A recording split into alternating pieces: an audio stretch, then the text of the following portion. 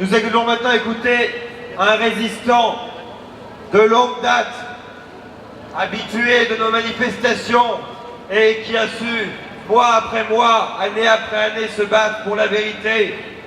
Se battre pour la vérité sur les effets secondaires, se battre pour l'émancipation des Français contre ces oukas, ces passes sanitaires et tout ce que Macron nous a mis, nous a imposé et que nous avons refusé.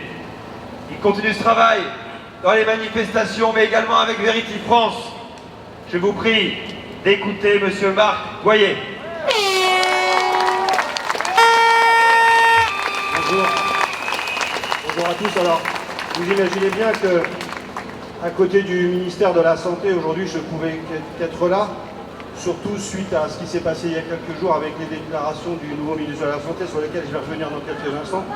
En fait, vous m'entendez là? Oui. En fait, Emmanuel Macron nous a sorti un nouveau variant de ministre de la Santé, Monsieur Rousseau. Et ce qui est quand même incroyable, c'est que, alors, j'ai rien contre ça, il est prof d'histoire. Avant, nous avions un ministre de la Santé, médecin, qui nous a raconté des histoires. Et aujourd'hui, nous avons un prof d'histoire qui nous parle de santé. Donc, pour vous dire que vraiment, ça inspire confiance. Et alors, ce même ministre de la Santé, alors qu'il y a quelques semaines, nous disait qu'il allait rendre gratuits les préservatifs pour les enfants à partir de l'âge de 6 ans. Vous ne rêvez pas, il a vraiment dit ça. Et quelques jours après, en fait, il déclarait que c'était parce qu'on l'avait mal compris, c'était à cause de son accent du Sud. Donc en fait, ce brave homme, je suis désolé de le découvrir, a dû développer un effet secondaire qui est lié à l'accent du Sud. Pour être un petit peu plus sérieux, là où ça devient grave, c'est que donc il y a quelques jours sur France Inter, il a déclaré qu'il y avait un nouveau vaccin qui était plus sûr que celui de l'année dernière et sur lequel il avait 3 ans d'année de recul. Donc vous imaginez un petit peu le sérieux du ministre de la Santé, c'est-à-dire qu'il vient de vous dire que c'est un nouveau vaccin, mais il vous dit quelques secondes après qu'il a 3 ans de recul dessus. Alors qu'ils n'ont même pas commencé la campagne de vaccination.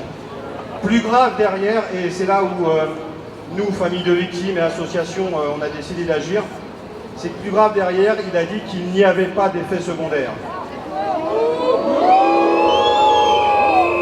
Alors, je ne vais pas m'étendre sur la question, mais je voudrais vous dire que par exemple, je pense à Eva Musso, c'est une jeune femme d'une trentaine d'années qui est décédée quelques jours après la vaccination.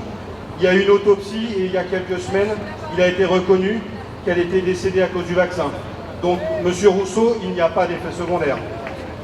Je pense aussi à Lionel Rio. Lionel Rio, c'est aussi un jeune qui est décédé. Il y a eu aussi une autopsie. Et l'autopsie a révélé qu'il était décédé du vaccin.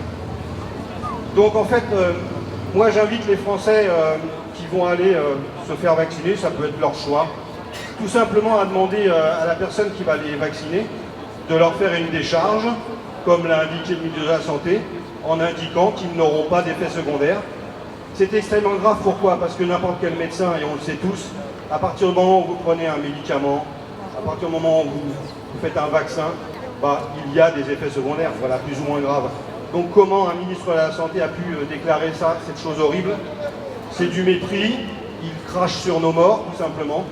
Et c'est pourquoi nous, avec Vérity France et plusieurs associations, on a décidé, avec le soutien par exemple du professeur Perron, de porter plainte contre le ministre de la Santé.